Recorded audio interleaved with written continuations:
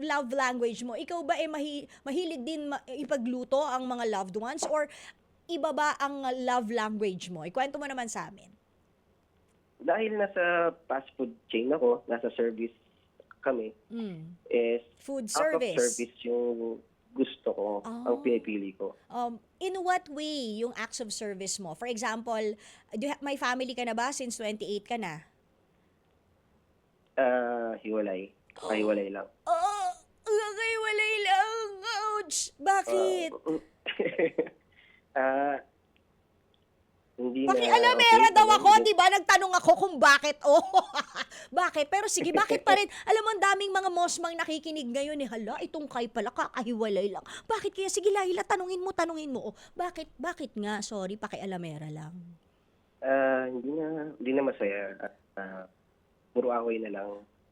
Oh, sino ang, was it a mutual decision? Ako yung safe. Ikaw yung? Siya yung play safe. Ako yung safe, siya yung play safe. But who decided to just go on separate ways? Ako. Oh, sige. Babalikan natin yan, ha? O, yan. Yes, Babalikan natin yan. Pero yun nga, Yes, sir. since sabi mo nga, acts of service, yung iyong love language, sa papaanong paraan? O, kung hindi man sa pamilya, may mga bagets ka na. I have one. Okay, so doon yung acts of service mo dito sa iyong bagets or probably sa mga magulang mo, sa mga kamag-anak mo, sa mga friends mo, ano yung ginagawa mong acts of service? Sa love life, ganun. Kung sa akin. Kasi for me, yung act of service, mapaparamdam mo kasi sa tao yung halaga niya once pinagsilbihan mo siya ng pusang loob. Yung act of service kasi, for me, responsibilidad siya. Lalong-lalo na sa mga mag-aasawa. So, Dahil ang lalaki is to protect and to provide. Ang babae is to care and to love. okay. Kasi yung ibang choices kasi, for me, based sa pakikinig ko kanina, yung receiving gifts kasi, it can pay, it can Yes. lose, Yes. you can dump, and you can sell again. Kung mahalaga yun. Yung physical touch, pwede kang magsawa eh. Yung word of affirmation, pwedeng sabihin, pero madalas hindi kayang gawin. In short, sa una lang magaling. Oh, ningas kugon ng hayop. Yung quality time kasi, okay naman siya. Mahalaga din naman siya. Okay. Kaya yun lang naman. So, sorry I don't intend na budbuda ng mga sugat pa. Pero, nung kayo pa ba, nitong ex mo, sa paanong paraan mo siya pinagsisilbihan? Kasi yun nga, in what way mo siya pinaglilingkuran? Yan. Halos lahat ng way Ate Laila. Like example, parang binuhos mo na lahat sa trabaho para ma-provide lahat ng pangangailangan, pero hindi niya pa rin kaya supplian ng kabutihan. Parang ganun. Ay, bakit? Iniputan ka ba niya sa head? Hindi naman. Parang hindi marunong maka-appreciate. Oh, paano mo naman yun nasabi? Sige, ikwento mo sa akin. Gusto ko lang maintindihan. Baka kasi makapag-share din ako ng input sa'yo, di ba? O paano mo naman nasabi na hindi ka niya na-appreciate? Parang wala lang sa kanya lahat. Like example, papasok ako, imbis na good thing yung sasabihin, like kiss or hug, sermon. Ay, Pag-uwi ko, imbis na hug or hi, cellphone lang, nakatutok.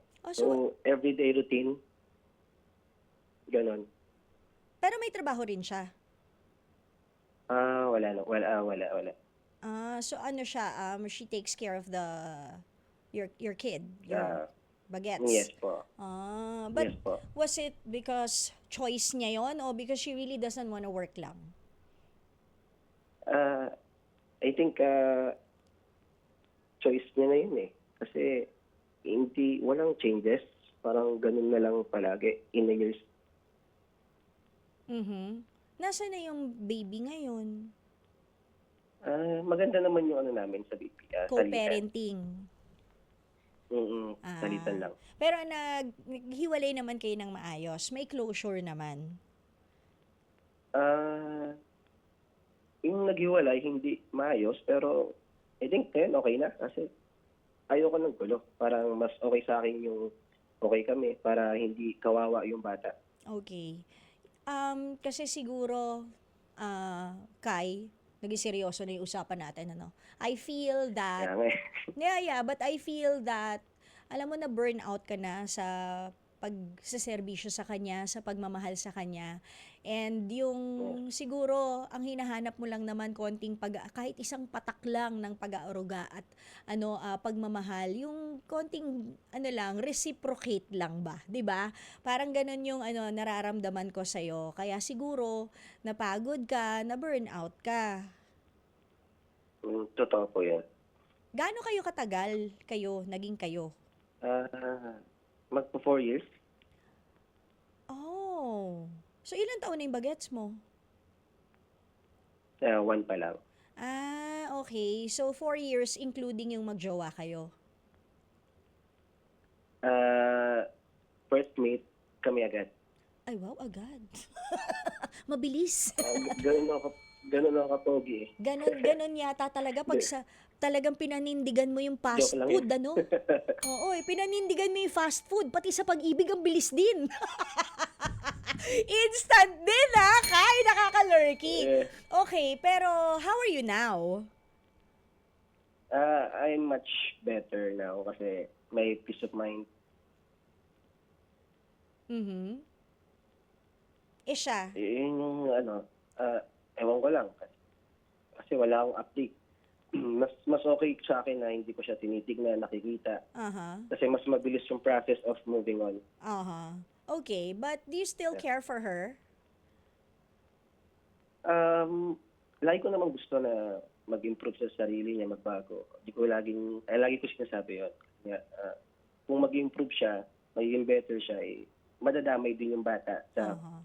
pagganda ng buhay niya, di ba? So, kumbaga, you wish her the best in spite and despite of the Always. things that Always. it didn't really turn out that well para sa inyong dalawa. Ganon ba? Yes. Kasi ilang beses ko talagang binanggit na magbago ka na, kaso wala talaga. Kahit ilang New Year na, no? How many Kahit times? ilang putukan na. How many times how many times kayong nag-usap ng masinsinan tungkol dito? Hindi masinsinan eh. Parang World War III always. Baka kaya kayo hindi nagkakaintindihan. Have you Yeah, tried yes. Ganun. talking when cool heads have prevailed? Hindi talaga. Many times naman nangyari na cool down, Oo. tapos may words lang na parang, alam mo yun, parang yun yung source of war. May Bigla trigger na- words. May words na nagtitrigger. Pero yun nga, how does it start? Malumanay na usapan hanggang sa pa-elevate ng elevate hanggang sa galit na. Ganon. Hanggang sa nagbubugahan na ng Yes. apoy. Ganon. Mm. Oh. Tapos ending, ang magiging ending kasi, kahit ikaw yung bihado, at the end, parang ikaw yung masama. Kasi nga, ako yung lalaki. So ganun ba ang tingin ng mga tao sa'yo? Sa mga nakakilala sa akin, syempre hindi. Aha. Pero yung like, So, other people. Sa side niya, oo. Kasi nga, alam mo yung parang ikukwento niya doon yung Of course, magpapa-victim natama naman siya, 'di ba? May mga ganun naman, 'di ba? ako kasi, Ate Laila, pagka nagkamali ako, bakit ko ikakaya? Kasi paano ako magbabago kung yung mali na yun, itatago ko pa? So kumbaga ikaw you take full accountability on your lapses, ganun? Yes, Ate Laila. Oh. Pero alam mo, for those people who are judging you, hayaan mo sila because you know yourself better. And kahit ano pang iba to sa'yo na masasakit na salita or kahit ano pang lait sa'yo, kahit ano pang, kung ano man yan na negative na sinasabi about you, always remember na one, you know yourself better. Two, Yes. nakikita naman ni Lord, nakikita ni God kung ano yung tunay na Totoo. nangyari. Maraming sides and versions of the story, Kai, but there is only one truth. and He knows what it is. 'Di ba? So if you feel and note yourself na ikaw rin hawak mo yung katotohanan, then chin up lang and then move forward with life. 'Di ba? Ang focus mo na lang ngayon talaga is how to be a better father to your kid. 'Di ba? How will you raise him nang kahit na hindi man kayo nagkaigihan ng iyong ex, maiparamdam nyo sa kanilang dalawa, maiparamdam nyong dalawa sa inyong bagets na he is still loved kahit na hindi kayo sa iisang bubong nakatira. 'Di ba? Yes po. Oh, yun. Oh, tulog ka na. Biglang ganun. Tulog ka na. Maaga ka pa bukas, matulog ka na. Charing.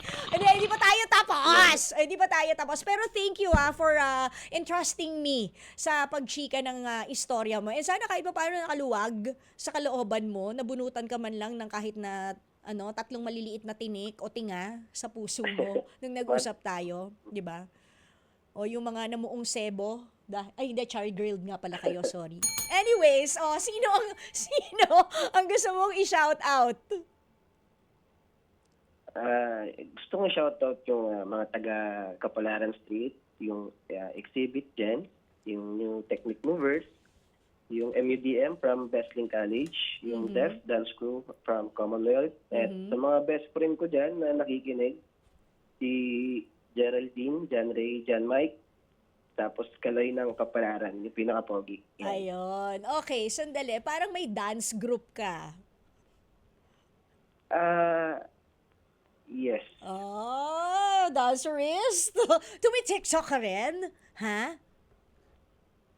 Hindi ako active sa TikTok sa dance floor, sa mga competition, sa mga barangay, gano'n. So ano ka sa tropa ninyo ng pagsasayaw? Ikaw ba yung tumatumbling, lumilipad sa ere, ganun? Ako yung coach. Oh, ay magaling ito. Yeah. Why not, 'di ba? Why not?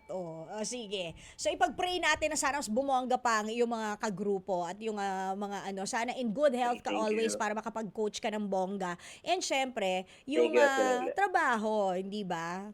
Sige. Mga kapatid, dito tayo sa totoo. Yan yun yung boses. Pagbigyan nyo na, minsan lang naman yan.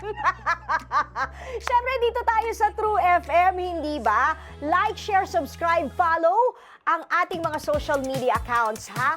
At True Network PH. Yun lang ang keyword na hahanapin nyo. TrueNetwork PH. Like, share, follow, subscribe para bongga talagang level sa atin. Sa FB, sa IG, sa X na dating Twitter, sa YouTube and TikTok, pati na rin sa mga podcast.